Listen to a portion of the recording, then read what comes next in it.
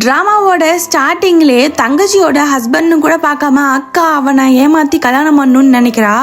இதை தெரிஞ்சுக்கிட்ட ஹீரோயினுமே அங்கே வரா. பட் இது நம்ம குழந்தைய பார்க்க வந்த நானி அப்படிங்கிற மாதிரி ஹீரோ கிட்ட போய் சொல்லிடுறான். பெத்த குழந்தையவே ஓரமாக நின்று பார்க்குறது ஹீரோயினுக்கு சுத்தமாக பிடிக்கல. இப்படியே கொஞ்ச நாள் போகுது. அந்த குழந்தை ஒரு நாள் தூங்கிக்கிட்டே இருக்கு.